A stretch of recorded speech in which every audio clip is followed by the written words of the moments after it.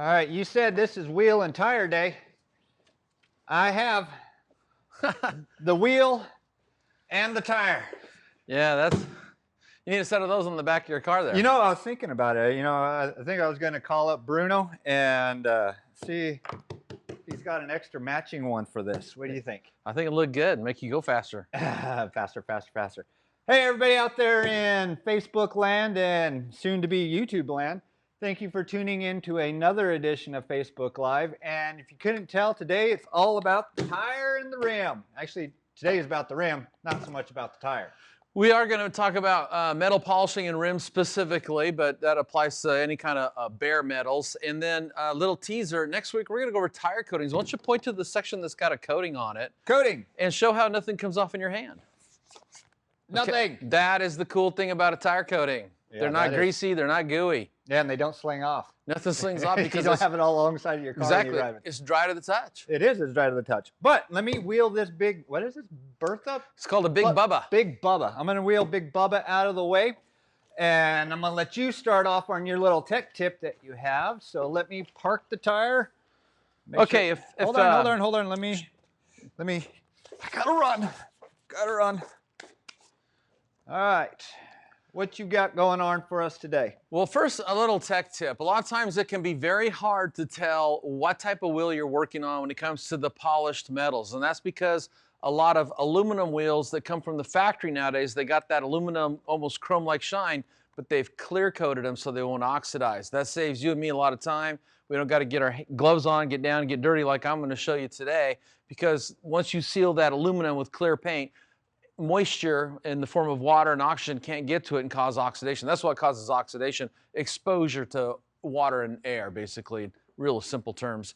But one of the things is since you can't tell, there's an easy test to determine if it's what's called coated aluminum or bare aluminum.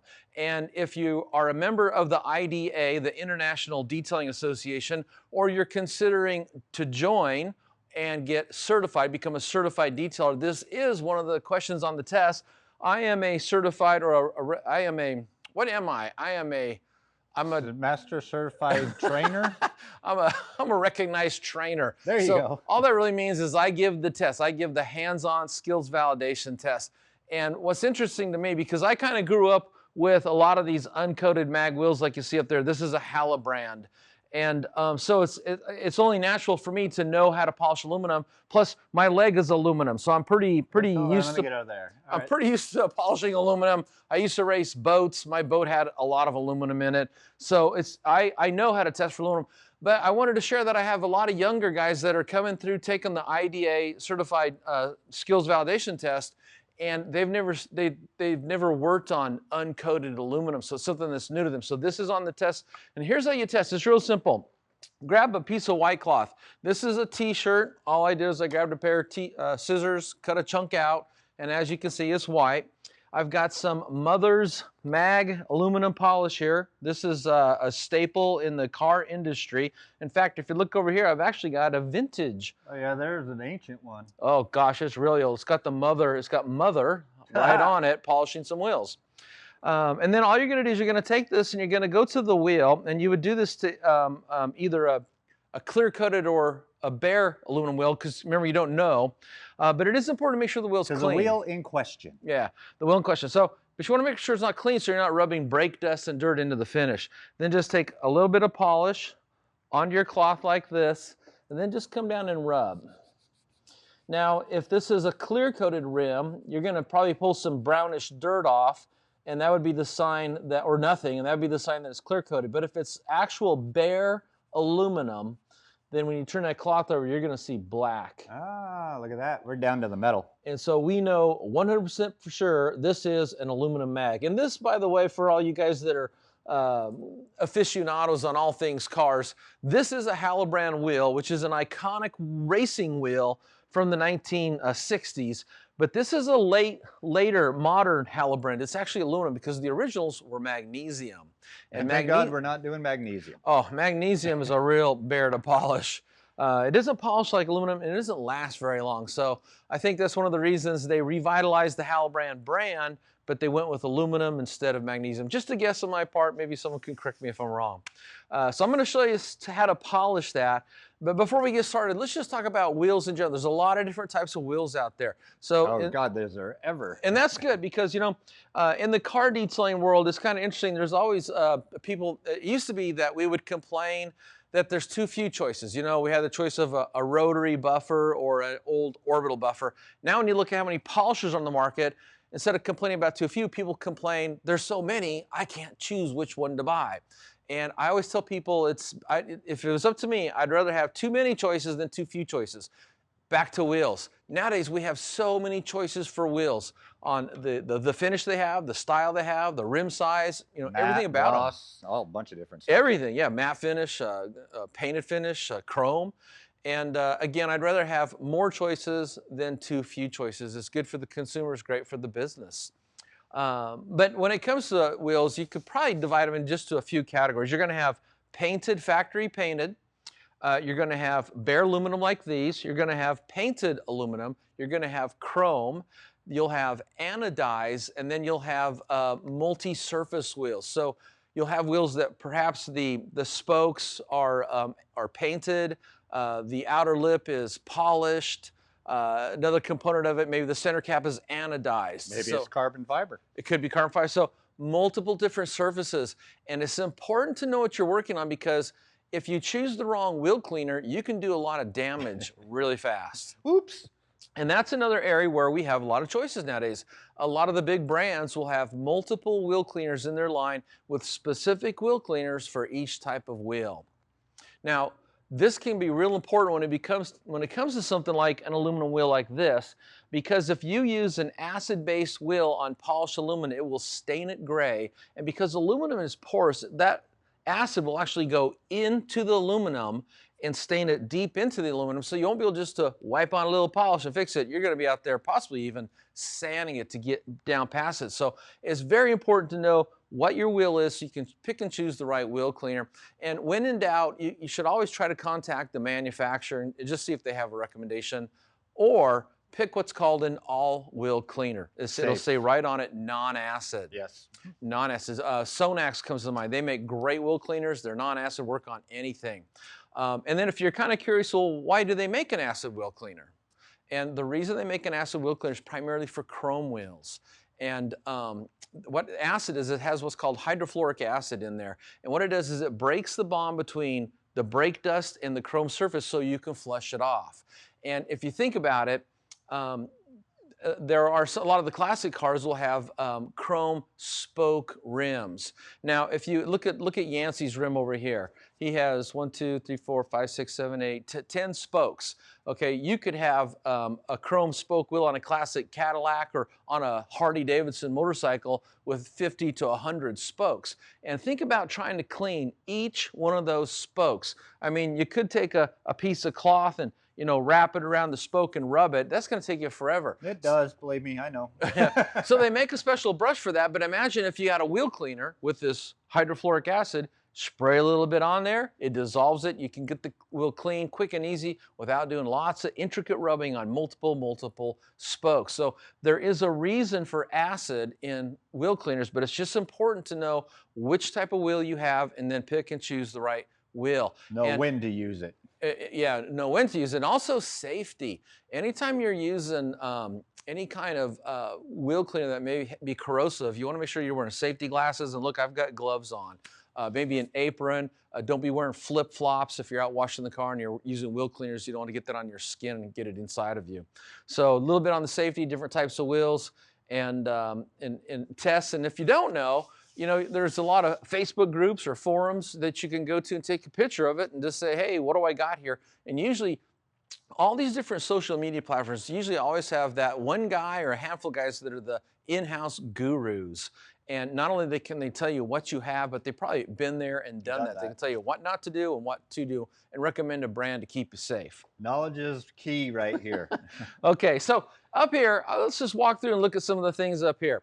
Of course, here at Autogeek, everything you see up here you can purchase except for the vintage things. I have a vintage mother's. Well, maybe for the right price you'll sell it. Yeah, that's right. We could go to eBay and sell this. I actually kind of dug up some vintage Meguiar's products. This is the old M29 all metal polish in their professional line. And this is really old. This is the Mirror Glaze 29. Mag aluminum polish. Yeah, these probably go back to the 1970s, the 70s, and this probably goes back to the 1990s, which doesn't seem like that long ago, but I guess it's about 30 years old now. I graduated in 90. That was 30 years ago. Oh, so it's getting old like you. I know, right? Anyway, so but besides the vintage products, we do carry everything you see up here at Autogeek.com. And I want to point that out because a lot of times people say when I post something on my Facebook page, hey, where can I get that? And the clue is I work for Autogeek. Okay, you might be able to find it at Walmart, but I work for Autogeek. So anyway, when it comes to polishing metal, you know, you can use old-fashioned elbow grease and work by hand, and that will get the job done. Yeah, we don't sell hands though. We don't sell hands, we sell tools. So I'm gonna show you some tools that'll make it faster and easier, and you will get better results by machine. The reason you always get better results by machine is because the machine doesn't get tired. I mean, it would be really easy for me to sit down and start rubbing on that by hand. I could probably knock out about a quarter of that wheel and get it to look pretty good. The rest of the wheel is not going to look as good because I'm going to get tired. The last wheel will be totally different from the first wheel. The last wheel ain't going to look too good. And plus, my hourly rate for polishing by hand is about twice what it is polishing by machine. So some of the brands we carry make some very innovative tools that will enable you to just attach them to a drill, cordless or corded. First, we got the Mother's Power Cone 360. And this is kind of, to me, is kind of a universal. You can use it for just about anything, but it's really designed to get into wheels. And one of the features about this, and this is the newest version, is the back of this is tapered, so you can actually start getting behind the wheel a little bit. And the average person would probably think we're nuts to do that, but all you guys that are, and girls that are OCD like me, well, you get the whole wheel clean. You get the front, you get the back, you get the barrel. You can eat off the back of my wheels, okay? Because that's why we're driven to become detailers. This is about the details. Anyway, so this is the new Power Core 360. Now, Meguiar's has their Dynacone, and it pretty much does the same thing. It's got a little different shape. And the one thing that makes... Can you hold that up just sure. a little bit? The bottle's kind of holding it. All right, there you go. And the one thing that, that separates these from just any kind of foam is they've put a lot of research and design into the foam formulas. You know, we did a video last week on foam pads. And I know it can be real easy for somebody to think, well, that's just a chunk of foam. But when they're the manufacturers of the foam, they can add ingredients to the foam to give it specific characteristics, like to make it very durable, which is something you would need when buffing around all the edges, the grooves, and the different irregular shapes of a wheel. So it's not just a chunk of foam cut in a circle or with tabs on it. It's a specialized formula to get the job done. All right, now on that Meguiar's one, is it slotted foam like the Mother's is? I can't. No, it's a tell. solid uniform. It's That's a solid foam? uniform. Yes. And, Okay. and both these actually work pretty good. I'm going to show the Mother's today just because I already got one out and got it hooked up. But both these work really well. And of course, they also come with their own products. But let me show you one more here. This is from Phillips. And Phillips is famous in the world for their metal polishing balls. This is their, this is the Phillips ball. And this is a felt material, and you attach this to a drill. And of course, they got their own polish, and you can just go nuts. And one of the things I would say, though, is the difference between the foam and the fiber is, again, like we discussed in the video last week on foam versus fiber buffing pads, fiber is a form of abrasive. It's a gentle abrasive, but it is abrasive nonetheless. So if you have some wheels that are really in bad shape, I'd be more apt to start out with a more aggressive buffing ball like this made out of the felt material versus the foam. And then if I needed to really get that up to a chrome-like appearance, maybe switch over to a foam buffing ball. You did wool and foam for paint. Why not wool? Same fibers? idea. Yep. All right, Same cool. idea. So anyway, so we got the Mother's, and then they got their own liquid. This is the metal California Gold metal polish, and actually called Forrest Totsi at Mother's. Hey, Forrest, thanks for taking my call.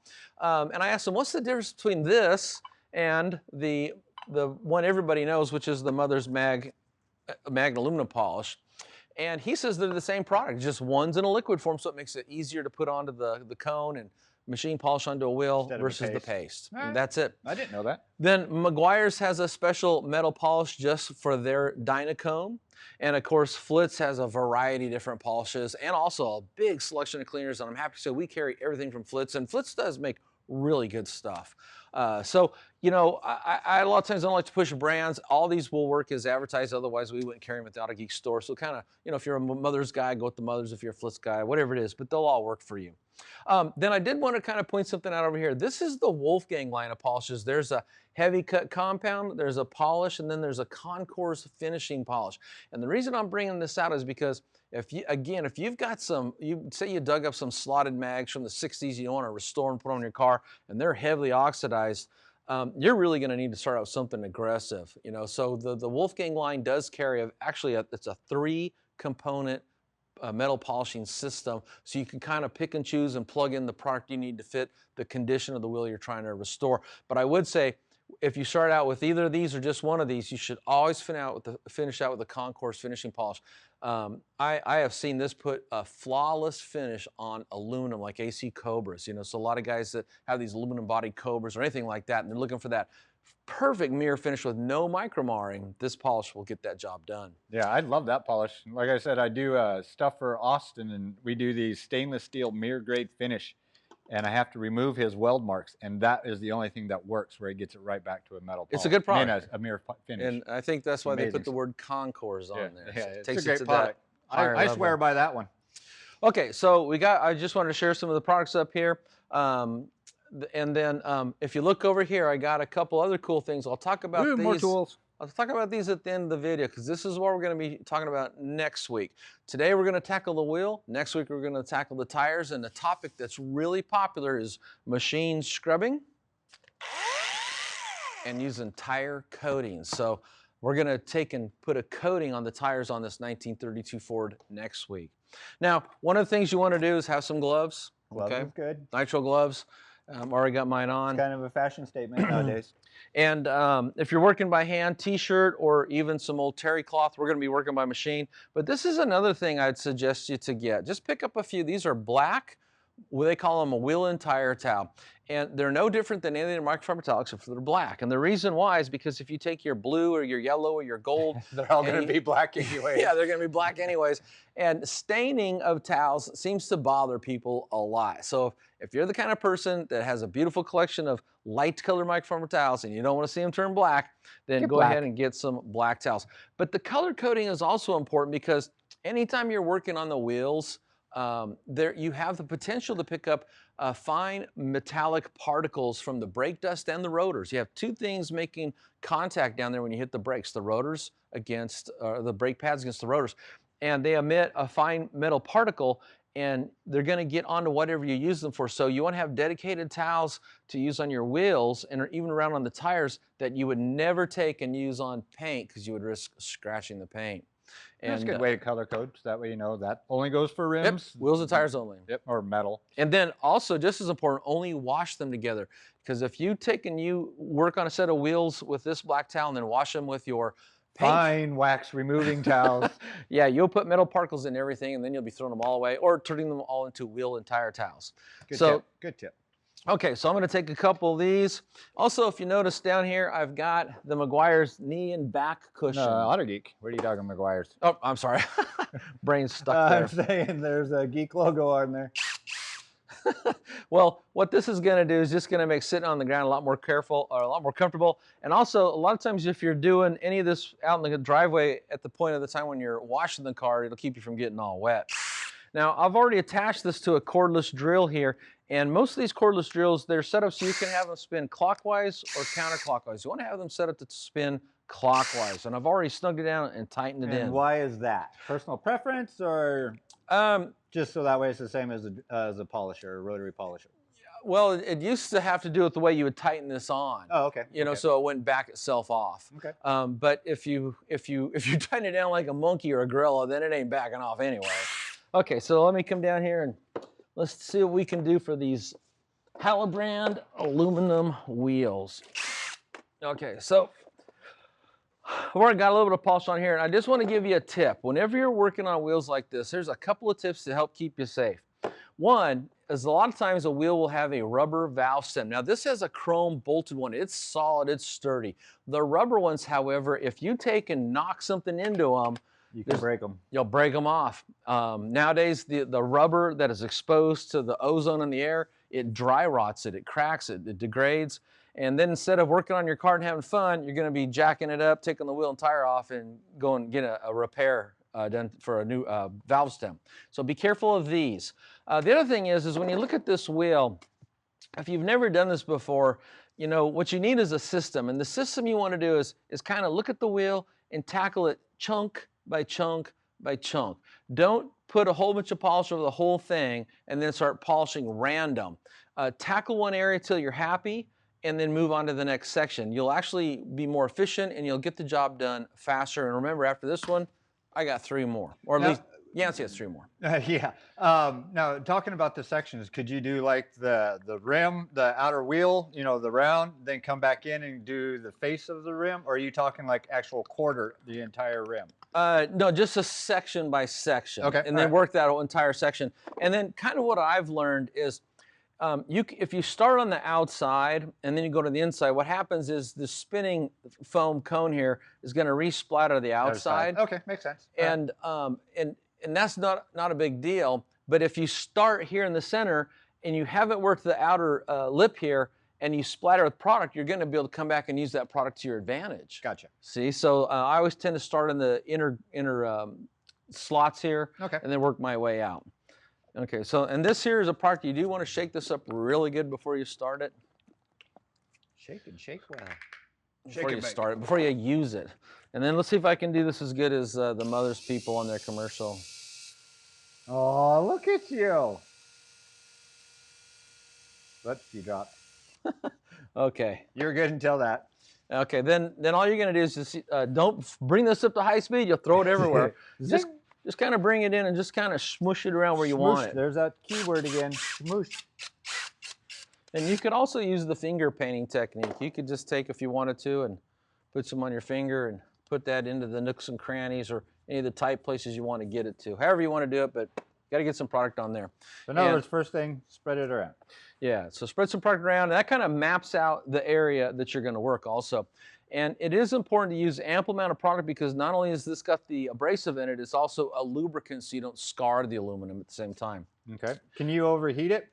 Not really aluminum. It's really a durable metal. It's, yeah, it's just, I wouldn't worry about that. Yeah. So then, trying to answer post questions that somebody might be thinking out there. And what's nice about this coned foam material is you see right in here, Yancy, if you can get in there, as I push this in, it will conform. It'll squish together so you can really get in there.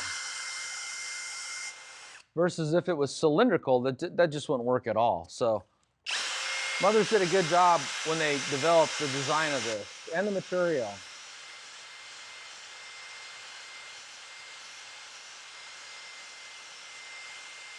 And you know, I've never worked on this rim, so I don't know what this aluminum is going to be polishing like. So I just polish there for a few seconds, come down here. So basically you're dialing in a test spot right now. I'm just dialing in a test spot to give me an idea how long I got to run this thing. I've also got this drill here. It's got 2 speeds. I got it set up for the slow speed. I'm going to bump it up to the high speed, but already that's a major, major improvement.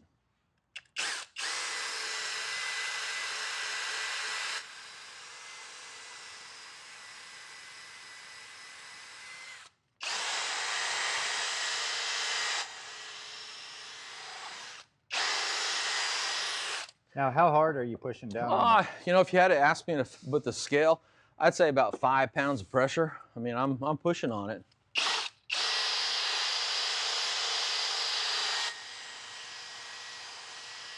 But one thing for sure, this is so much easier than working by hand.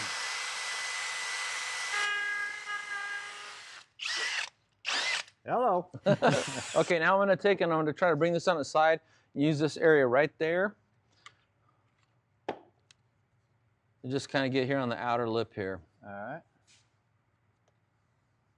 Finger painting. I never waste anything. Just put it right on the pad there. Okay.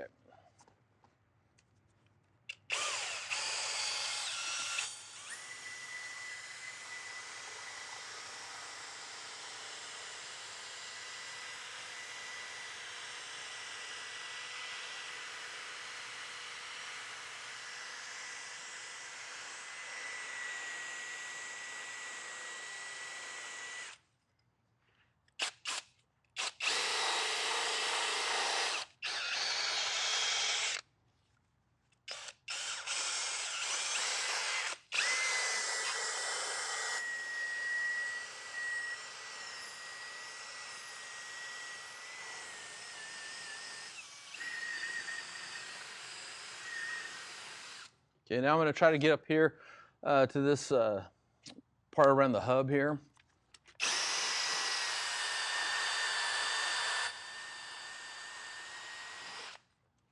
That little tool's pretty nice.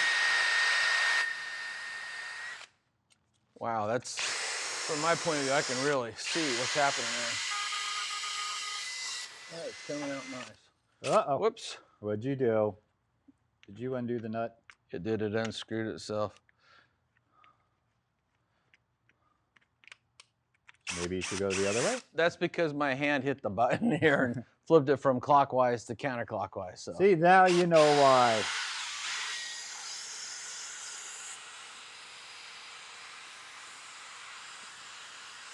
Okay. Now, is there a set amount that you can go before you have to clean that? Oh, you know, I would do all 4 wheels before I clean it, but that's a good point. When you're done with this, you do want to take and clean it, and it's as simple as taking it off, running under some hot water with some soap, like some Dawn dishwashing soap, even some microfiber detergent. Basically a detergent. Yeah, so I put a little product on here, kind of work it in, because I want to come up here and get these knockoffs now.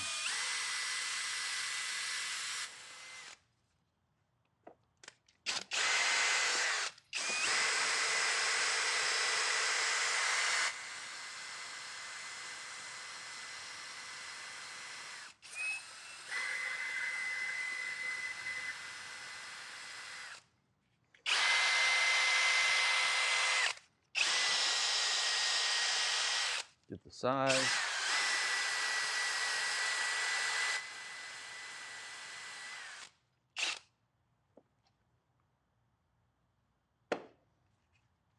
Smush, smush. I love that technique. Smush, smush.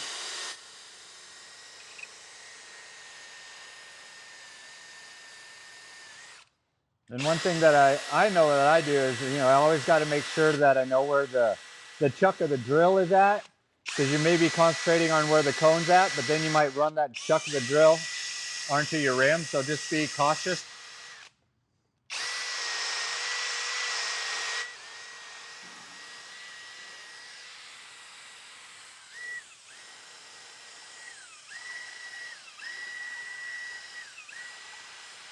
Yancy, since I've got some of the product in here, you want me to kind of knock that out and then you compare from here to there? Yeah, that'd be great. Okay.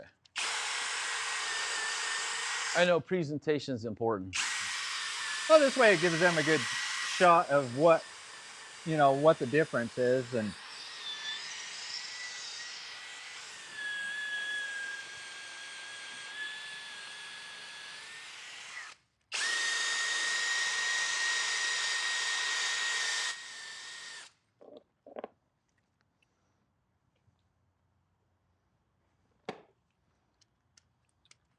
now when that thing gets a little bit dirty on there and stuff, does it actually help cut, or does it? I'm sure it does. Yeah, dirt isn't abrasive. You know, what's funny is water's an abrasive too. It carved up the Grand Canyon. Yeah, very true. You learned that on the Discovery Channel? I don't know where I learned that. Okay, let me see if I can get the lip right there. Now, is anybody wondering why we're doing the wheels instead of the tires first? No, nobody said that, but this is a good prelude into why we are doing the wheels before the tires. I'll tell you why. Because if we get a bunch of dirt on the tire and we clean the tire first, we'd have to come back and clean the tire. But next week, doesn't matter if I get any splatter on here, because I'm going to come back and clean it again anyway. And once this thing is polished up, if I get any of my tire cleaning or tire coating onto here, it'll wipe off easy because it'll be polished. Okay, let's set this aside and let's come in here and see how this thing looks. Now, do you need to let that stuff haze, or you can wipe it off right away? Nah, I wipe it off right away.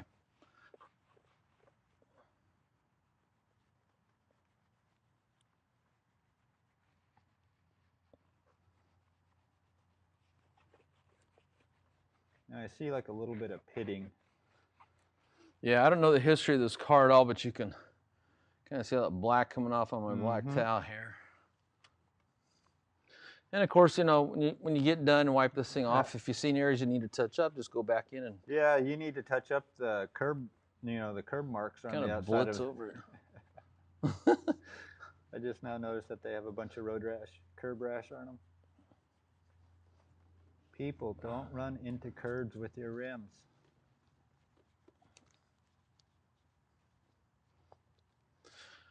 From what I can see from where you're at, it is definitely an improvement.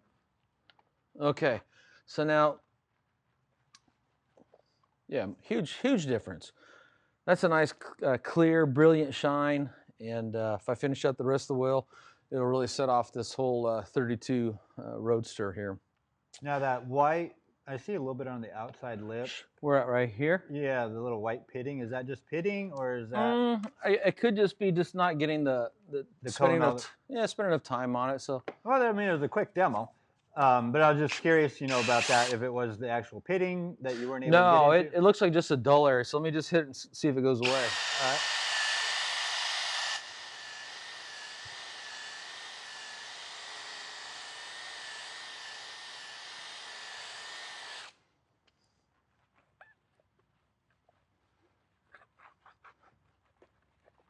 Better or worse? Oh, here, let me zoom back in. I was zoomed out a little bit. No, that's definitely better. Yeah, so you took it away. And here's something about polishing metal.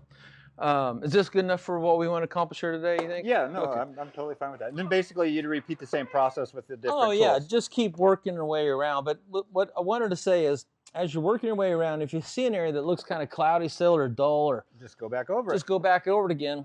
And one of the things, Joe Fernandez, a lot of people know Joe Fernandez. He's really famous for buffing out classic warbirds, you know, the big old aluminum B-24 bombers. He did one by himself recently. During this quarantine, he did an entire one by himself. Well, he's definitely got the muscle to do it and the experience. The thing I just wanted to point out that Joe shared with me a long time ago, and I thought it was pretty wise, but he's able to share this because of his experience doing this for so many years. And it was actually what I was wet sanding, cutting, and buffing an aluminum pontoon boat. And one of the things he shared with me that I'm going to share with you right now, and I always like to give due credit where credit's due, I never steal the guy's stuff, is he says, paint is forgiving where aluminum isn't. Okay, so here's what he meant by that. If you're compounding the paint on this car and you don't quite get it perfect, when you come back and polish it, a lot of times you'll clean it up. The paint is forgiving. When you're polishing aluminum metal, if you don't nail it in that first step, or say you're doing a multiple step, starting out with a compound, then a polish, and a finishing polish. But if you don't get the defects out to where you're happy with that first step, the other polishes aren't going to fix it. The aluminum is not forgiving like paint is forgiving. So you really need to be focused and make sure you get it, the shine, the clarity, the brilliance to the level you want before you either call it quits or move on to the next step. Makes sense. Yeah. Well, metal is metal, paint is paint. There are two totally different things. So. Yeah. Now, let me talk a little bit. One of the reasons I personally like aluminum wheels. In most cases, if you have a set of aluminum wheels like these and they oxidize, you can fix it. If you have a set of painted wheels like Yancy's and say something happens to them, say someone uses the wrong wheel cleaner and it stains the paint to the point where you can't fix it. Most of us do not have the wherewithal to remove the wheel and properly prep it and repaint it to match how it looked originally. We can't fix it. Aluminum you can fix, just about every other wheel out there. You can't fix it when something goes bad. Especially chrome. It's very forgiving. Yeah, if chrome goes bad, none of us have a chrome shop out in the backyard. Yeah, because that's plated metal. We can't re-chrome it. Yeah. So that's one of the benefits I've always liked about aluminum, is that you can fix it because what happens with it is it just oxidizes and it's normal. Now, one of the most common questions I see guys ask, whether it's the aluminum on a wheel, or if you look up here, I was polishing this mirror when the video started. I thought this was chrome. This is actually aluminum. This is an aluminum bracket and aluminum back of the mirror here. And it was oxidized. In fact, this is the oxidation I pulled off that mirror. And I really thought it was going to be chrome. I wouldn't see nothing at all, so it fooled me. That's a good reason to test. But where was I going with this? I have no idea. Aluminum is forgiving. Is forgiving. Yeah, because if it goes bad, yeah, you can fix it. There we go. Fix it. Maybe. And but then people ask. Here's where I was going. People ask, once you get it shined up, how can you seal that in so it doesn't turn ugly, doesn't oxidize again? And there are a lot of products on the market that you can purchase that are advertised to seal aluminum. But to be honest, I've never seen anything that, I mean, once you seal it, it's like, you know, you're done. You'll never have to touch it again.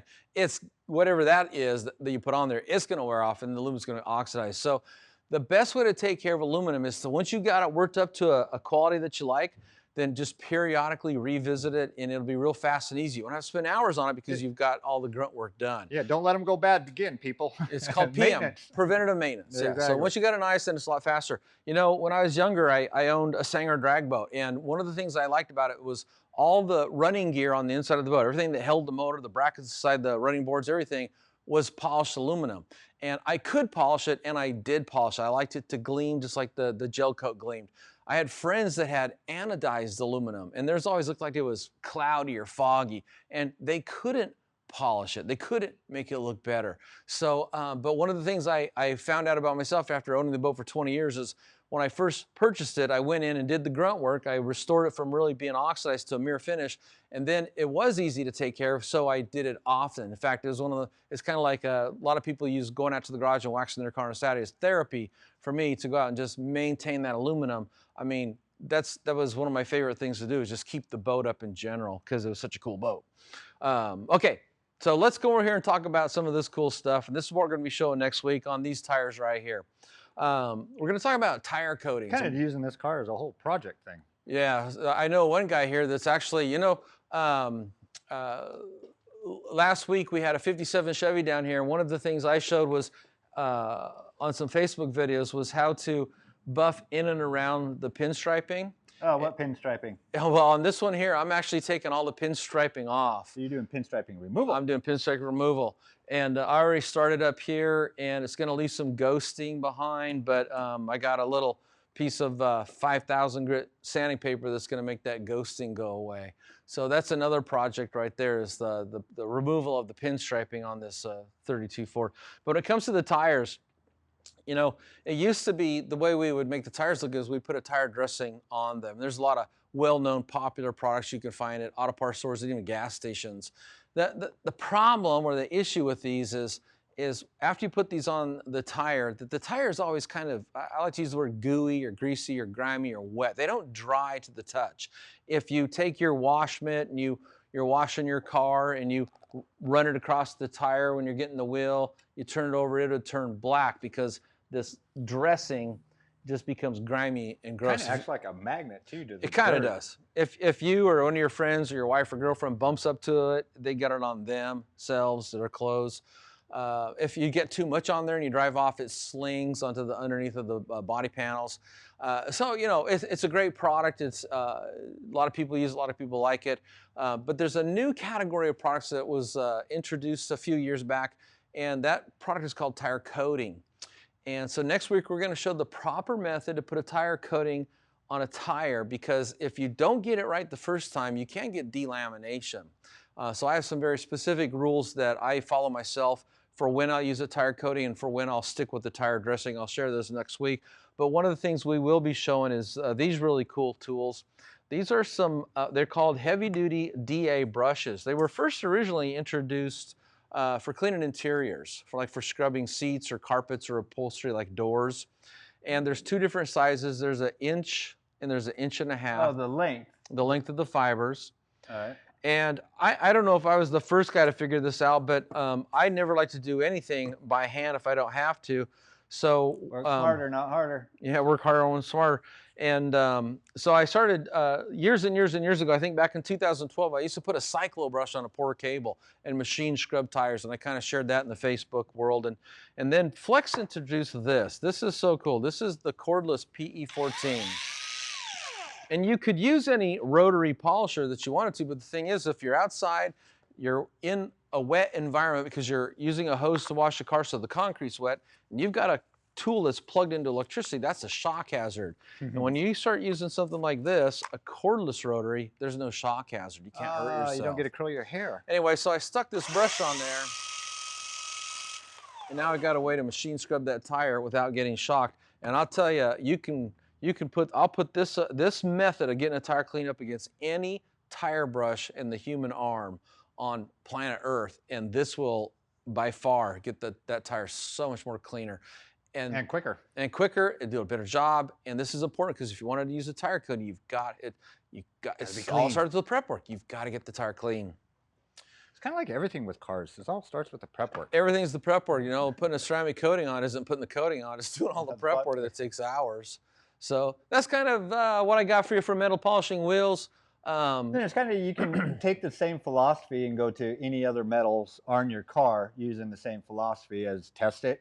Do a test spot, then use the proper chemicals, proper products, and that's why I brought this out here. Ah, see, I reminded you. Now, classic cars like this, and say a 69 Chevelle or a Roadrunner, the metal that they used for the trim and the bumpers back then would be either chrome, stainless steel, or nickel. They all have that polished aluminum look, or chrome has the chrome look. And it doesn't really matter what material they're made out of. They'll all polish up with the same mag or aluminum polish that you see up here. But modern cars have a lot of plastic chrome. So it's chrome over plastic components. Electroplated plastic. Yeah, so what I find is it's a lot more sensitive. You got to be a lot more careful. And one of the products I like to share with people that take my detailing classes is right here. It's Mother's All Chrome. And on the front grille of, say, a Ford F-150 or a Jeep. Imagine that. That's what's on the bottle. Exactly. Well, yeah. You know, they take the brunt because as you're driving down the road, bugs, everything hits them. And this product will go in and clean all that, and it'll do it without scratching. And so if you're a professional detailer, I always tell detailers, this is a product you need to have in your arsenal. So it enables you to clean plastic chrome trim on cars without scratching it. Safely. So it's a good product to have in your arsenal. Another thing I wanted to talk about that you brought up was, say if you have a painted wheel like Yancy's, and say something got on there, and how would you address that? Because it's painted, you would treat it like paint. So if I had a stain or something wrong with the paint on this car here or his car, I would normally use something like a compound or a polish, or say an AIO, a cleaner wax. But the thing about that is typically the paints they use on wheels is much harder, or as hard as the hardest paints that you've ever found on a car. So it's real challenging when you've got a stain or a scratch or water spotting on the surface of a rim that's painted to get that out. In fact, I've rarely had any good luck doing it myself. But you can oftentimes improve it, but maybe not completely remove it. So stick with the brands you know and trust for compounds, polishes, and cleaner waxes, and go in and either hand or machine apply those to the affected area of your painted rims. Now, one quick question just kind of popped into my head while you were talking about that. Now, there's the aluminum rims that are actually painted with the clear on that. You would treat those the same as a regular paint. Treat it as paint. Yeah. Yeah. And like I said, the paint on those is really hard. I'm not sure of the manufacturing process of the paint for all the wheel companies out there. With car bodies, of course, the paint after it's sprayed on, they go through these ovens and they bake it dry so they can speed up the assembly process and get the car out, because they're producing things on scale, as the term is. The same thing would be for rims, though. So I don't know if they're baked on, because that would tend to make them harder faster. But painted wheels, once you get a stain on there, it can be very difficult to remove it 100%. And that kind of goes back to what we were talking about earlier. So make sure you pick the right wheel cleaner when cleaning wheels. And I'll, Joe Fernandez, if you're out there, I'll share something Joe shared with me and the McGuire's Forum I used to run 15, 20 years ago. Someone asked him one time what wheel cleaner he used. And he said, when detailing professionally for clients, he said he would use a normal car wash soap 1, 2, maybe 3 times and get that wheel clean that way before he'd break out a wheel cleaner, just to avoid any hassle with staining wheels. Be safe. If you could get it clean with just some soap, then you wouldn't have to. That's the safest. Well, work the least aggressive to the most aggressive. Well, then there's no risk for your pocketbook. Exactly. You know, you whip out a wheel cleaner. You're not replacing some antique rims. You whip out a wheel cleaner and you think it's going to work, and you spray it on there and you see a stain. Well, let me ask you this. How many times have you accidentally etched a wheel? Never. You've never etched a wheel? Well, not that I would admit to. But you know what? A quick technique tip. Anytime you're putting a wheel cleaner on a wheel, and I think we've shown this in some of our videos, pretend this is a wheel cleaner. After flushing all the big stuff off, you never spray from the top down.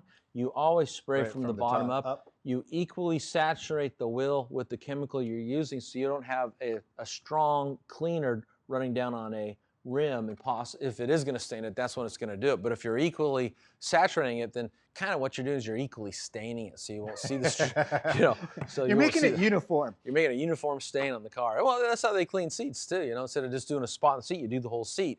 So otherwise, you'd have a spot there where you could say you cleaned it, even though it's clean, it's different than the shining area. So you do the whole face of the seat, and it has a uniform appearance to it. All right, let's go to some questions out here. Yes, Kirby Thompson, we did say that. Test section, just like you do on paint. That is a proper way to do your rims. But he also comes back with a question. Does a black showing on the foam detract from the polishing process, or how often do you clean on the foam? No. Well, you're getting a buildup of dead oxidized aluminum alloy. I suppose if your wheels were really, really bad, that you could take a break and go clean it, or buy two. We sell lots of, Why stop with one? Buy one for each rim, Kirby. Yeah, you need four, one for each rim. And when we're done here, by the way, I am going to go wash this. I'm going to take it in the sink, put some soap on it, wash it out, bring it out here to dry so it's ready to go for the next guy. For when you're doing the rest of when I'm done, yeah. So, or when you're done. All right, let's go to Jamie Carey. This actually we're going to cover next week. Do you use a sealant Blackfire when wash the tire? Do you use sealant Blackfire then wash the tire? I don't quite understand. Well, for what we're going to show next week is we're going to show cleaning the tire first. We're going to show machine scrubbing that tire, then putting a coating on it. But if I was going to put a dressing, I'd still machine scrub it. And I would do it outside during the wash process. And the normal protocol is always wash wheels and tires first, then go to the top of your car. You're going to use a lot of water. And work down. You're going to use a lot of water cleaning tires. Desmond Jackson asks, can I use a paint sealant on clear coat rims top with a synthetic wax instead of wheel wax? Durability. Oh, for sure. Most wheels are not going to be too particular about what you use on them. One of the things my experience is for all the work and time it's going to take to put something on the rim to keep it clean, you might as well go with a wheel coating, a ceramic wheel coating. Yeah, I was about ready to lead into that. Now, what's the difference between wheel coatings and paint coatings? Just the way that they bond, or the temperature? All my life, what I've told people is sometimes you just got to trust the brand. If there's a brand out there that says this is a specific coating for rims, and it lists the types of rims it's for, at some point we just got to trust that company hired a chemist that made the formula, and it really is for that material. Otherwise, it's all the same stuff in the same bottle. So who knows? But what I like to do is I like to go with brands that are established that I trust. All right, ones you're familiar with. Yeah. All right, so I hope we answered your question, Desmond. All right, we'll go back to Kirby here. He has another good one. With that product, would it help to do a finer polish to bring up to a top-notch shine? Well, this product here is fairly fine. I know they also make a billet aluminum polish, which is a little finer. It really depends on how much time you want to invest into it. And recently, I've dealt with a couple of people that have come to the Autogeek forum that are trying to get an actual chrome appearance on polished aluminum. And it becomes very, very difficult to do when you're trying to get that. Time-consuming. Yeah, well, you're trying to get that perfect. And the reason is because usually aluminum has a grain to it, so you need to find the direction of the grain and polish the direction of the grain. And then even if you get up really close, you're going to see some fine micromarring.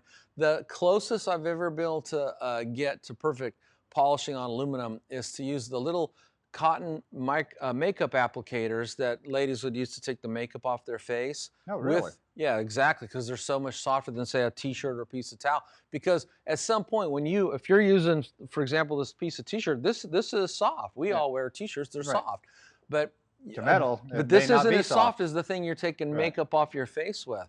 So you either got to change the abrasive, or change the application material, or change the technique, and usually it's a combination of all three. But at some point, man, Kirby, I tell you, I just want to stick a fork in it and call it done. You stand back 10 feet and it's going to look, there comes a point where we use this term called hitting a wall or hitting the ceiling.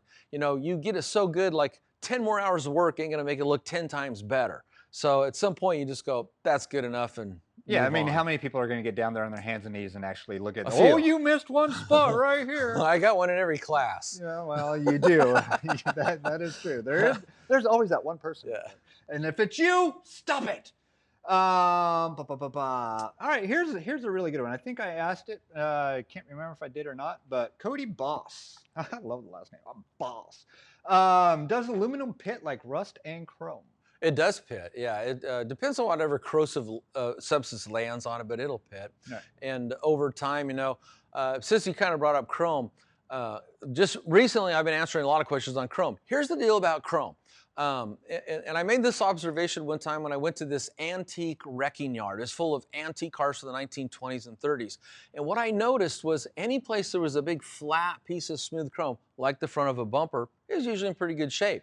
But as soon as you got into the nooks and the crannies, so say up and around here where you got this indent for the valve stem, Where water sits. that's where you find the rust. And here's what happens. The nooks, the crannies, the seams in a set of chrome wheels where the back of the wheel meets the face of the wheel, any place where dirt cannot get cleaned out of easily, usually most people aren't very energetic or enthusiastic about cleaning wheels. So they get the easy parts clean and then dirt and road film build up in all the nooks and crannies, and it holds moisture in. Right. And it's the moisture, and chrome is, even though we think it's a impermeable surface, it's actually a porous surface. And so Chrome is? Yep, and once the dirt holds it's not the dirt, it's the dirt holding the moisture over time. And over So it kind of traps it. It traps it in there, and it can penetrate past the chrome. Then there's two other layers, but it finally gets to the steel where it's usually bonded to. And once it starts to rust and lift, it's game over. So the secret to keeping chrome looking new forever is keeping it clean and dry, or clean and sealed. Yeah, that is very true. And when it comes to chrome, I was up on the Detailing World, which is the UK version of Autogeek. And a guy asked me about taking care of the chrome on a classic Jaguar XKE just last week. And I told him that back in the old days when people put out print catalogs, Meguiar's put out a marine catalog, and they always recommended the Meguiar's M16 Professional Paste Wax, which is a traditional hard wax. Okay. And they put it in the marine catalog, and they would say on your boat, when you cleaned all the chrome on your boat, put a coat of this wax on, let it fully dry, it hardens. It's called a hard wax. It hardens. Why it's so hard? It caps off the So it pores of the seals. chrome, so it seals it up. So there's a lot of synthetic versions of that nowadays, but you could still just use a traditional hard wax. And here's a little plug for 3D. Recently, I did a review for the 3D paint coating, and Tunç Goran, the head chemist, he sent along a frequently asked questions about his coating. And he says it's not a SiO2, it's actually got titanium in it. But he says it can be used on alloys. Yeah, I did not know that. I didn't know, well, I knew it, and that's why I was sharing it. So theoretically, after we polish these aluminum wheels, we could gently wipe them down to make sure any of the oils from the polish are off and put that coating on there. Huh. Now, would you use like a paint prep? Well, that's what I'd probably use. I'd probably use one of the more safer paint preps. All right. Now let's go to John Walls. I think I said your last name right. After I clean my rims, I will use Wolfgang Instant Detail Spritz and dry. It's a pretty good combination. Yeah, wheels painted, chrome, stainless steel, anodized. They're not too picky what you use to maintain. Now, for like quick, say like a quick detailing, you can just use any quick detailer. If they're just like light dusted. Glass cleaner. Glass cleaner? A glass cleaner. The thing about a spray detailer is usually they got some kind of, I like to use the generic term, shine ingredient or glossing agent. So as you're wiping it off, the product's evaporating, you're pulling all the dirt off on your towel, something's standing behind there to kind of give it a little shine and clarity instead of streaking. Okay. All right. Jamie Carey. Is the metal sealant worth putting on polished wheels? Painted polished or aluminum polished? It just says metal sealant worth putting on polished wheels. I tell you, recently I used the Blackfire metal polish and the Blackfire metal sealant on that 1937 Packard we did down here. A lot of chrome on there. And a lot of times I use products, I don't get feedback. So I asked Andre about it, and he says that metal sealant gets a lot of praise, a lot of customer reviews, and they're all positive. So, because see what happens is when I detail a car, is I'm going to finish this car, and it's going to go away, and I'll probably never see it again. So people that buy the product that keep owning, they own their car, that's what the people that come up and write a review and say, hey, I love this stuff, I hate this stuff, because they see the car continually. I mean, most people keep their car 3 to 5 years. But yeah, for me, I'm going to detail this and I'll probably never see it again. So I won't know how long my work held up. You know, I mean, that's kind of like the downfall of being a detailer. You make it all pretty, then you send it out in the real world, and it's like, please. Well, this is for sale, so it won't be a local. It'll be gone. It'll be gone. All right, let's go to Sarah Riles. Riles? I think I said your name right. If you ceramic coating on the rims help keep them from pitting, or do you even want to mess with ceramic coating? No, I would. My experience with quality ceramic coating on wheels, and this, I'm glad you asked this question. One of the things that I would teach in my class, or for anybody to say, you know, I answer questions about detailing for a living. If someone says, you know, if I were to put a ceramic coating on my rims, will that keep them from getting brake dust on them? The answer is no. What it'll do is it'll make the brake dust easy to wash off. Correct. They're still going to get that film. In fact, your wheels are dirty. If I walk over here, let's just see if you can see that film. Do it on that top one. Right here? Yeah. Yep, you can see it. Okay, so, yeah, well, gosh, from here, I can really see it. I told you they were dirty. Okay, so if you put a ceramic coating or a wheel wax or a wheel sealant, any kind of thing on your set of rims, they're still going to get a film buildup on there. The film is two things. There's brake dust and road film. That's what that is, from driving in the rain. From driving in the rain. And but the difference is once you put a wax, a sealant, or a coating on it, when you go to wash them, it's going to release easier. So washing and rinsing is going to be faster and easier. The difference between a wax, a sealant, and a coating is just like on paint, the coating's going to last longer. And man, I tell you, the first time I used the wheel coating, I don't know, a month later, I went out to wash the car and I used a wheel cleaner, and I thought, well, this is just going to obliterate this coating right off my rims. And it didn't. In fact, I used the wheel cleaner, cleaned the rims, scrubbed them, rinsed it, water, beat it up on them just like it did the day I put them on there, the coating on there. So, you know, again, pick your established brands that have a good reputation. One that you really like and you enjoy all their products. Yeah, and trust that they hired a real chemist that knows what he's doing. All right. That works. Now, I think that we're done with all the questions and everything. So, like I said, thank you all for tuning in to another edition of Facebook Live. I know I enjoy it. I know he enjoys it. Detailing classes online. Or detailing classes online. How? That's even better. Next week, we will be taking care of the rubber. We did metal today, so rubber next week. And when you come back next week, the rest of that wheel will be polished here, won't it? You know, I got to figure out how to say no. That's right, N-O.